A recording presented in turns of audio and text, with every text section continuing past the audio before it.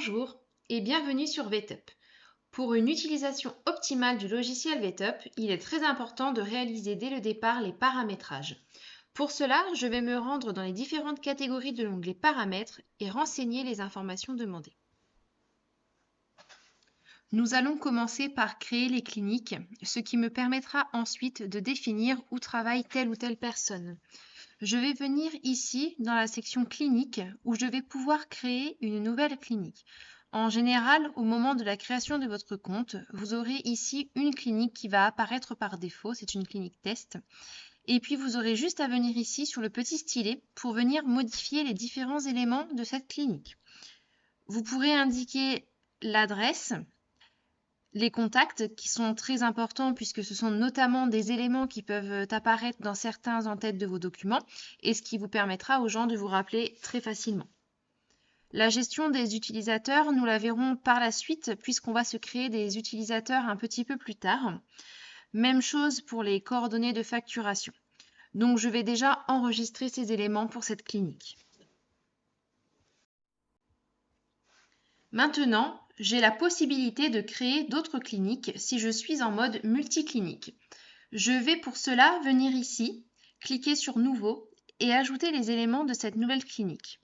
Par rapport à une clinique supplémentaire qui serait créée en mode multiclinique, vous avez le choix soit d'utiliser une configuration de départ et de complètement reconfigurer cette nouvelle clinique, ou alors d'utiliser une configuration déjà existante dans une de vos anciennes cliniques.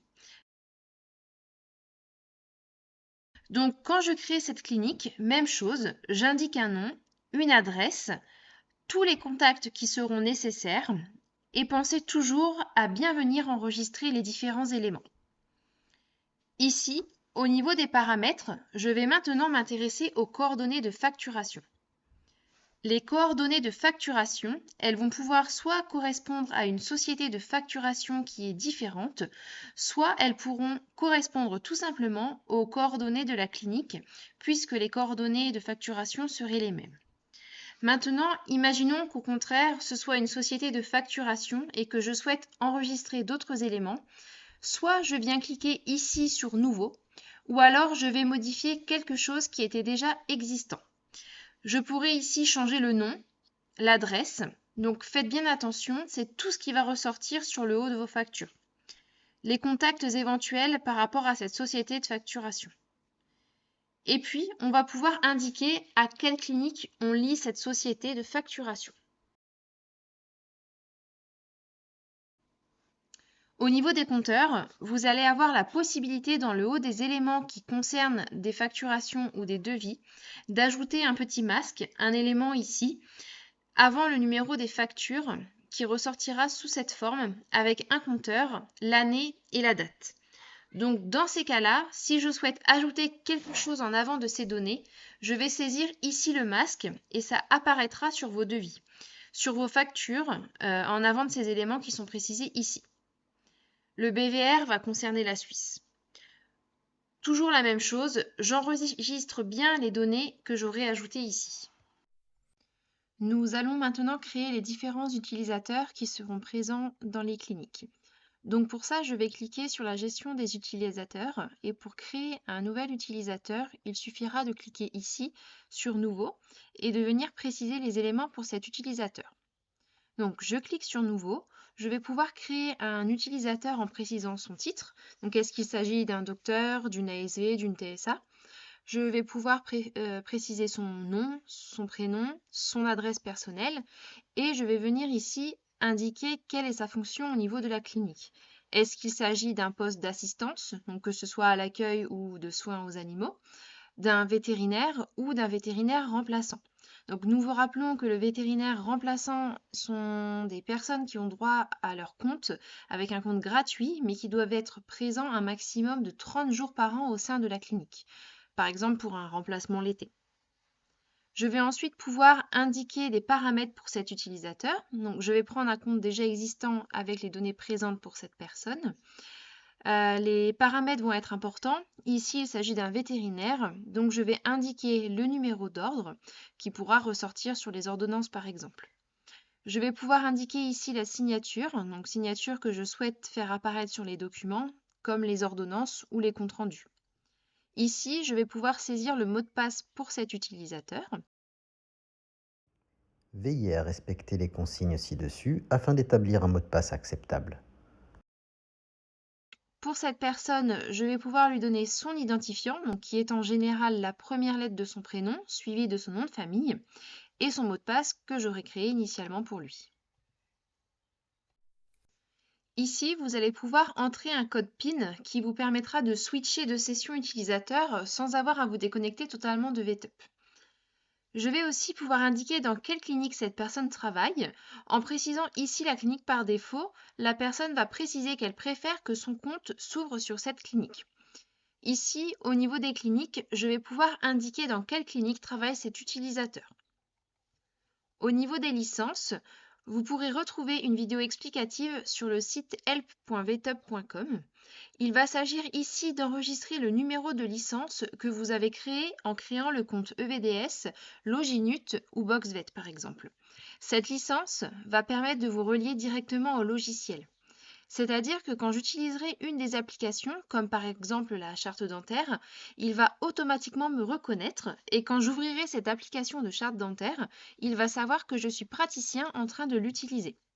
D'autres vidéos vous expliquent comment créer vos comptes et comment venir intégrer ici la licence qui leur correspond. Vous allez aussi pouvoir pour chaque utilisateur spécifier ses préférences dans l'agenda.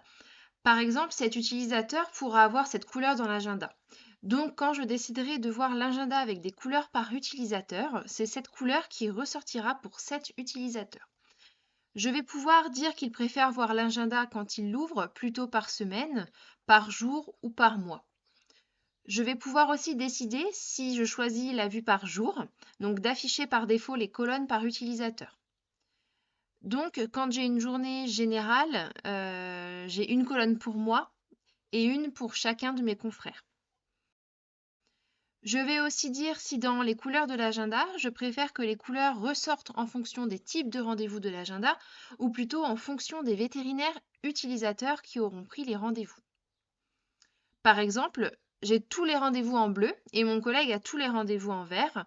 Je vais pouvoir dire dès le départ que moi, je préfère plutôt voir les couleurs par type de rendez-vous. Je vais pouvoir aussi définir une durée de rendez-vous par défaut. Imaginons que je suis un spécialiste en neurologie et je sais que mes visites vont durer en général 1 heure. Donc par défaut, je vais spécifier que mes visites durent 60 minutes. Bien sûr, au moment de la prise de rendez-vous, l'ASV pourra très facilement raccourcir ou élargir le créneau si nécessaire. Et je vais pouvoir ici, pour chaque utilisateur, indiquer s'il souhaite être présent dans l'agenda ou non.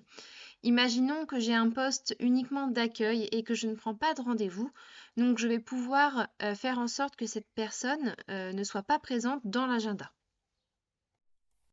Depuis l'onglet Préférences, vous allez pouvoir paramétrer ce que vous souhaitez afficher sur votre écran d'accueil.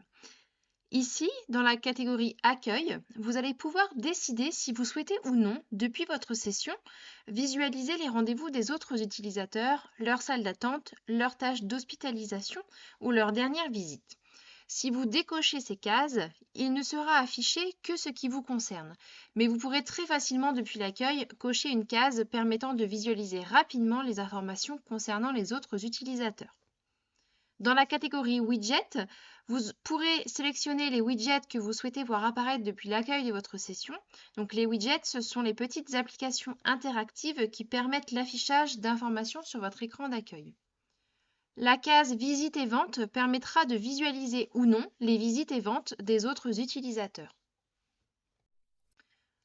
Enfin, pour la personne qui a généré le compte général, donc qui est le super administrateur, donc cette personne-là va pouvoir pour chacun des utilisateurs qu'elle crée, lui donner ou non plusieurs droits.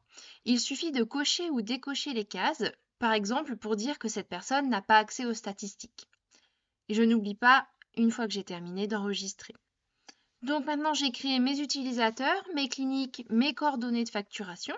Je vais maintenant pouvoir aller voir les paramètres généraux. Dans les paramètres généraux, j'ai également pas mal de choses à spécifier. Donc ici, je vais pouvoir renseigner l'email de la clinique. Nous vous rappelons que pour que vous ayez un minimum de courriels qui partent dans les spams, du coup de bien penser à nous faire certifier votre email. Donc il suffit simplement de le demander sur le support. N'hésitez pas également à cliquer sur le petit lien juste ici qui pourra vous aider. Il faudra renseigner ici un numéro de société commerciale. Ici, vous pourrez choisir l'apparence du logiciel, donc parmi celles que vous préférez.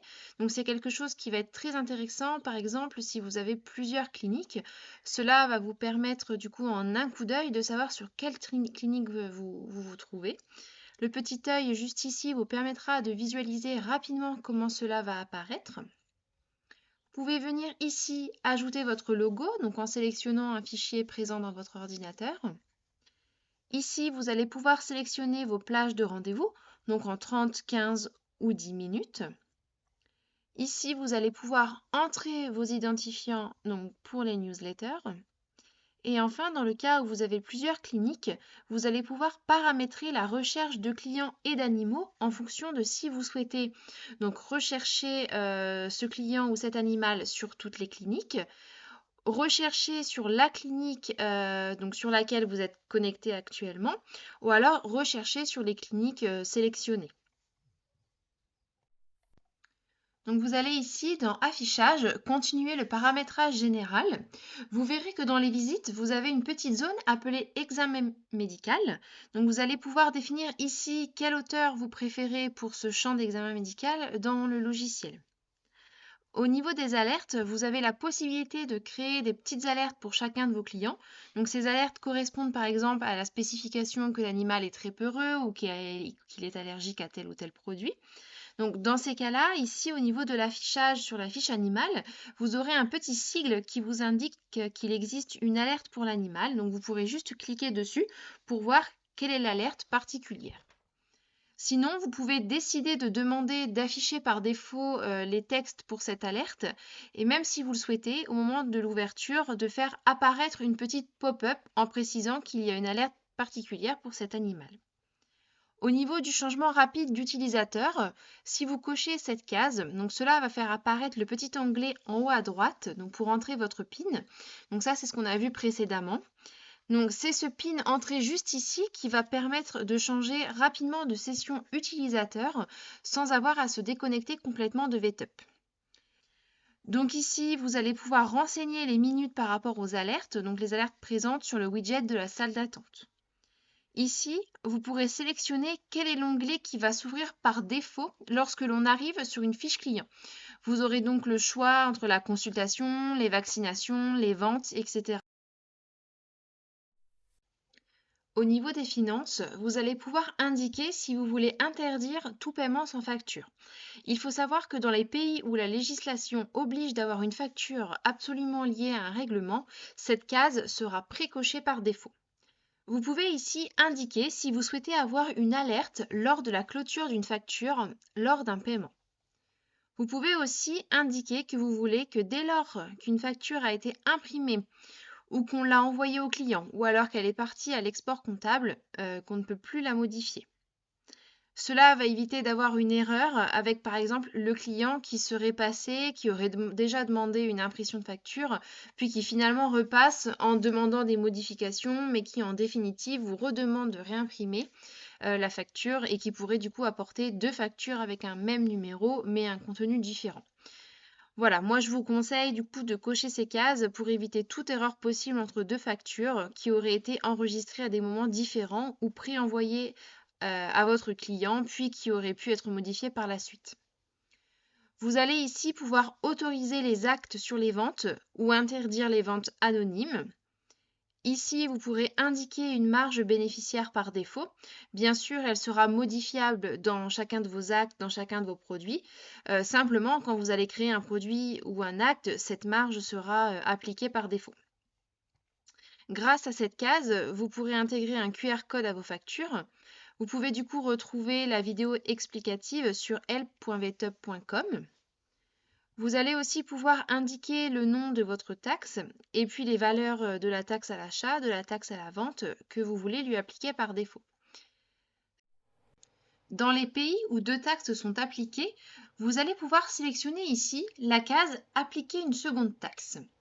Attention, quand on parle de deux taxes, il s'agit de deux taxes qui sont appliquées sur un même produit.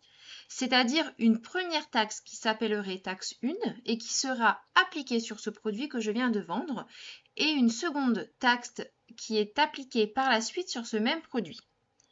Si vous êtes dans un pays où les taxes sont différentes, qu'il s'agisse d'une vente d'un produit ou d'un acte, dans ces cas-là, il faudra spécifier pour les produits une taxe qu'on indiquera dans le catalogue des produits et une taxe qu'on indiquera dans le catalogue des actes.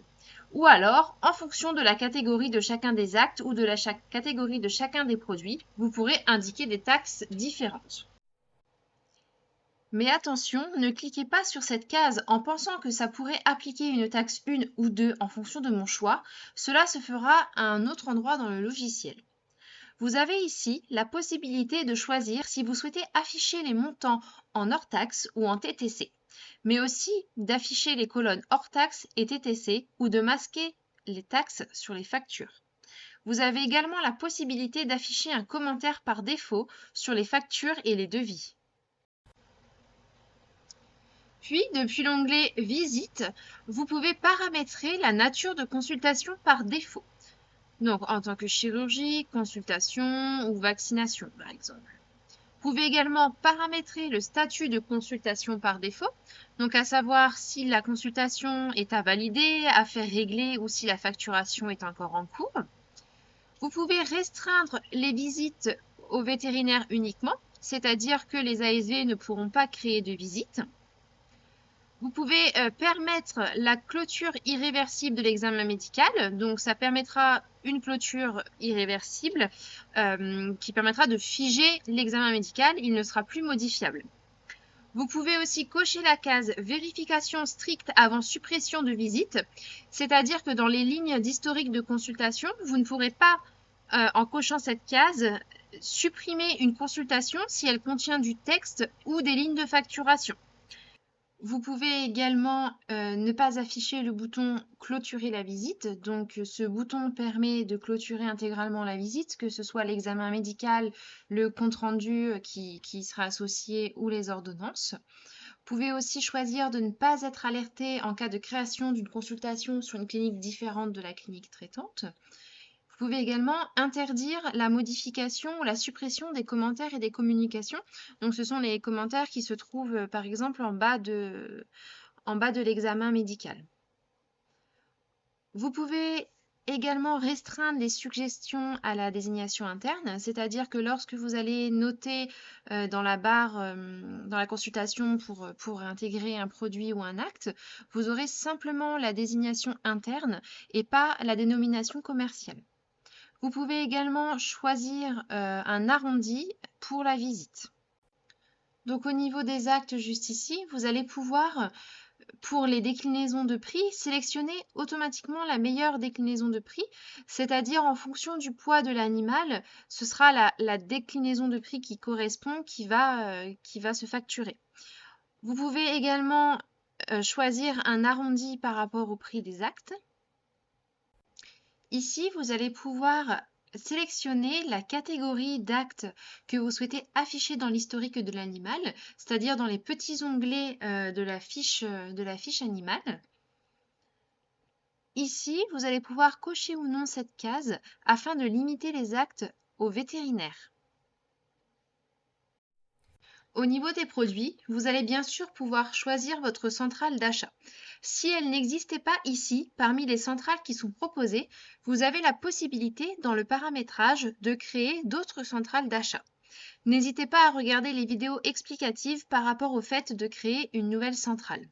Même chose si vous vouliez créer une centrale qui correspondrait à des produits que vous créez vous-même ou à des produits à prendre en pharmacie, vous pourrez la créer et donc venir ici ensuite cocher telle ou telle centrale avec laquelle vous travaillez.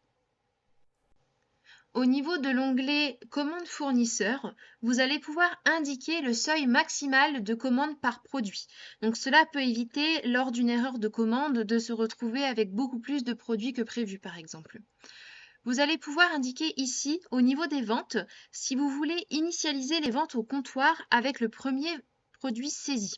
Alors, qu'est-ce que ça veut dire? Ça veut dire que si je fais une vente au comptoir et que je n'ai pas eu le temps d'indiquer un motif, eh bien, au niveau du motif, automatiquement, ce qui viendra se remplir, c'est le nom du premier produit vendu. Comme ça, je pourrai retrouver facilement la trace d'une vente. Vous allez pouvoir rendre ici la gestion des numéros de lot obligatoire pour les stocks et aussi sélectionner si vous souhaitez que de manière automatique, le numéro de lot et la date d'expiration se remplissent lors d'une vente. Donc soit par le dernier numéro de lot vendu, soit par le lot le plus ancien, donc par rapport à la date d'enregistrement sur VTUP, ou soit par la date d'expiration la plus proche. Donc si vous ne souhaitez pas le faire de façon automatique, vous pourrez les sélectionner manuellement depuis la consultation. Si vous cochez la case « Afficher les alertes sur l'eau », cela va créer une alerte en disant « Attention, pensez à bien indiquer un numéro de lot sur votre produit, une date d'expiration ». Donc ceci pour ne pas oublier d'enregistrer des numéros de lot et les dates d'expiration par rapport à vos registres. Vous allez ensuite pouvoir aussi donc afficher la mention non renouvelable sur les ordonnances si vous le souhaitez. C'est-à-dire que dès lors que j'écris sur une ordonnance avec un produit et que je n'ai pas précisé de renouvellement, le logiciel par lui-même viendra indiquer non renouvelable dans la section renouvellement sur votre ordonnance. Vous pouvez également sur vos registres afficher le fabricant du produit en question.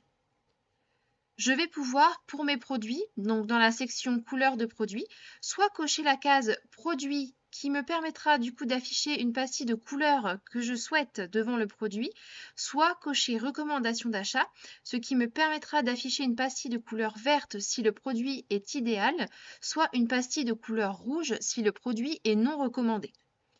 Au niveau des déclinaisons de prix, vous avez la possibilité dans le logiciel de créer pour un même acte plusieurs déclinaisons de prix. Je vais créer un acte castration chien avec plusieurs tarifs en fonction du poids du chien, par exemple.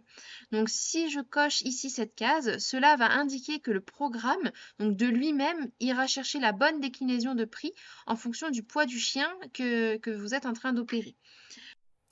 Vous allez pouvoir ici, du coup, choisir d'ajouter ou non des arrondis donc par rapport aux produits qui sont facturés. Donc vous allez pouvoir, depuis l'onglet client, donc décider d'afficher ou non sur la fiche client ces différentes informations. Donc décider si vous souhaitez afficher ou non que votre client est au contentieux. Donc vous aurez une petite icône rouge avec un point d'exclamation qui va s'afficher. Vous pouvez choisir ou non d'afficher le solde client, ses impayés et les prestations à facturer. Dans la section animaux, je vais pouvoir demander à voir dans mon catalogue animaux systématiquement les animaux décédés ou non. Si je ne souhaite pas les voir apparaître, je vais décocher cette case et dans ces cas-là, effectivement, je ne verrai pas les animaux décédés apparaître. Bien sûr, j'aurai toujours une possibilité de cocher une petite case qui s'appelle « Afficher les animaux décédés » et dans ce cas, je les verrai dans mon listing. Mais en tout cas, ils ne seront pas présents dans mon catalogue le reste du temps. Vous avez également la possibilité de créer une petite pop-up afin d'afficher une alerte lorsque vous ouvrez la fiche d'un animal décédé. Au niveau des groupes, vous avez la possibilité de spécifier qu'un animal appartient à un groupe. Donc ici, j'ai créé des groupes que j'ai appelés écuries. Et donc quand je crée par exemple un cheval, je vais pouvoir indiquer non seulement son propriétaire, mais je vais pouvoir dire qu'il appartient aussi à ce groupe, à cette écurie. Donc ceci pour regrouper facilement dans une écurie différents animaux. Vous pouvez également choisir ce que vous souhaitez voir apparaître dans l'historique détaillé de l'animal, donc les images par défaut, les PDF, les commentaires, les communications, les ventes, les rendez-vous et les rappels.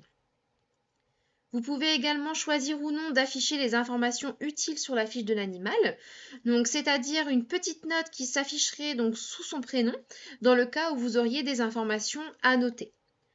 Vous pouvez également paramétrer la note maximale d'état corporel juste ici. Donc au niveau des modèles et impressions, donc vous allez pouvoir paramétrer votre taille de papier par défaut.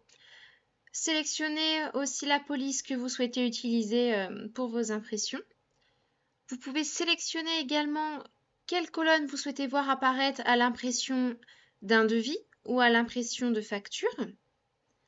Sélectionnez quelle est la largeur de votre rouleau en millimètres pour vos factures en petit format. Vous pouvez activer l'impression automatique des PDF. Au niveau des factures, vous pouvez aussi ajouter le praticien sur les actes ou non. Pour les ordonnances, utilisez le nom commercial des produits ou alors la désignation interne. Et vous pouvez également, pour les ordonnances, donc permettre des impressions à 50% en mode paysage. Donc au niveau ici de l'onglet en-tête et pied de page, vous allez avoir la possibilité de saisir certains éléments pour vos en-têtes et pieds de documents. Ici, par exemple, je vais pouvoir décider que j'affiche les données d'en-tête sur mes documents. Ou alors, si j'ai des documents pré-imprimés, je décide finalement de ne pas mettre les données d'en-tête dans mon document, puisqu'il y a déjà des données qui sont pré-écrites sur mon papier pré-imprimé. Je vais pouvoir indiquer la hauteur de l'en-tête que je souhaite laisser ici. Et puis ensuite, je vais pouvoir définir tous mes pieds de documents, que ce soit dans mon compte-rendu, dans mon ordonnance, mes rappels, etc. Je vais pouvoir ici spécifier ce que je veux voir apparaître dans le bas de mes documents et ça apparaîtra de façon automatique dès lors que je crée l'un de ces documents. Je peux aussi décider pour mes comptes rendus que je ne mets pas du tout d'en-tête. Donc, si je ne souhaite pas voir apparaître dans l'en-tête de mes comptes rendus et que je veux définir vraiment mon modèle à ma façon avec l'en-tête que je souhaite créer moi-même, je vais ici cliquer sur n'afficher aucune en-tête sur les comptes rendus. Ici, dans l'onglet étiquettes, vous avez la possibilité d'éditer un grand nombre d'étiquettes différentes dans le logiciel. Donc pour ces étiquettes, vous allez avoir pour chacune la possibilité de spécifier les différentes tailles, la hauteur, etc. Ce que vous voulez voir apparaître sur l'étiquette ou non. Donc l'étiquette produit, par exemple, va correspondre à l'étiquette que je colle sur le produit, ce qui me permet de le vendre. Et puis je vais pouvoir décider d'indiquer ou non la référence catalogue comme je le souhaite ici. Depuis l'onglet rappel, donc vous avez la possibilité d'activer du coup les rappels automatiques, donc c'est-à-dire si vous voulez que les rappels partent tout seuls, donc de manière automatique sans que vous n'ayez d'action particulière à faire. Vous avez aussi la possibilité d'être alerté donc par une petite pop-up si des rappels sont présents sur une fiche client ou animal. Vous pouvez aussi activer ou désactiver donc la vérification des rappels antérieurs lors de la création d'un nouveau rappel, c'est-à-dire que lorsque vous créez un rappel, vous allez avoir une petite pop-up qui va s'afficher si un rappel était déjà présent pour ce produit ou cet acte. Vous avez aussi la possibilité donc de cocher cette case, donc de décocher le mode courrier si les modes email ou SMS sont disponibles. Donc c'est-à-dire que si vous avez paramétré votre compte de façon à ce qu'il envoie donc soit des courriers, des emails ou des SMS, en cochant cette case, donc si le propriétaire a un mail ou un SMS, il enverra prioritairement les rappels par email ou par SMS. Par contre, si sur cette fiche client, il n'y a ni mail ni SMS, le rappel va se mettre en courrier. Vous pouvez ici donc cocher cette case ou la décocher, donc ce qui va permettre d'envoyer des confirmations de rendez-vous par email, donc les rendez-vous qui sont pris depuis l'agenda. Cette même case permettra la même chose mais par SMS. Ces deux cases permettront d'envoyer des rappels de rendez-vous, donc selon ce que vous aurez paramétré, donc 1 jour, 2 jours, 3 jours avant le rendez-vous. Donc cela permettra d'envoyer des rappels donc soit par mail, soit par SMS. Et vous avez la possibilité aussi de masquer les informations de la clinique sur les mails. Au niveau du formatage, donc ici vous allez pouvoir indiquer la monnaie par défaut, l'unité de poids que vous voulez voir apparaître pour votre compte, l'unité de taille, dans quel sens vous voulez voir apparaître les noms de vos clients, sous quelle adresse, donc sous quelle forme vous voulez les voir ressortir. Ici, donc le formatage des numéros de téléphone, si vous voulez quelque chose de plutôt en belge, en français, etc. Si jamais votre pays n'est pas présent ici, pensez à bien préciser donc ici le préfixe téléphonique de votre pays afin que tous les SMS et les appels soient passés avec le préfixe correspondant. Si jamais vous êtes dans une zone frontalière, n'hésitez pas à mettre ici le préfixe téléphonique donc, que vous avez, donc, qui est le plus important. Admettons que je suis dans une zone frontalière à l'Italie, donc je vais indiquer le plus 33 pour la France, et par contre, dans la fiche d'un client donc, qui serait italien, je mettrai le préfixe qui correspond au préfixe de son pays, donc l'Italie. Donc, vous pouvez choisir le formatage des dates. Donc, je vais pouvoir décider dans quel sens elles seront indiquées, plutôt sous la forme anglo-saxonne ou la forme française. Et puis, pour tout ce qui concerne des exports CSV, donc les exports Excel, je vais pouvoir ici définir les séparateurs de champs et les séparateurs décimales que je veux voir apparaître dans ces documents. Donc au niveau de l'agenda ici, donc je vais pouvoir choisir quel sera le premier jour de la semaine, donc dans le cas d'une vue agenda par semaine. Vous pouvez également choisir l'heure de départ de l'agenda, donc en fonction de l'heure à laquelle la clinique ouvre par exemple, ainsi que l'heure d'arrêt de l'agenda. Vous pouvez programmer, donc choisir un type de rendez-vous par défaut, donc qui sera mis par défaut donc dès la prise d'un rendez-vous. C'est également le cas pour la prise de rendez-vous en ligne. Vous pouvez choisir le nombre maximal d'utilisateurs affichés en même temps sur l'agenda en fonction de la largeur de votre écran, donc plus ou moins petit. Vous pouvez choisir la durée par défaut des rendez-vous. Donc, est-ce qu'elle sera liée à l'utilisateur ou est-ce que ce sera plutôt lié au type de rendez-vous? Vous pouvez choisir ou non d'intégrer les rendez-vous annulés à l'agenda. Choisir également ou non d'ajouter les rendez-vous de la veille au petit widget qui se situe sur l'accueil, donc le widget agenda. Et vous pouvez également programmer les heures de départ et d'arrêt du planning.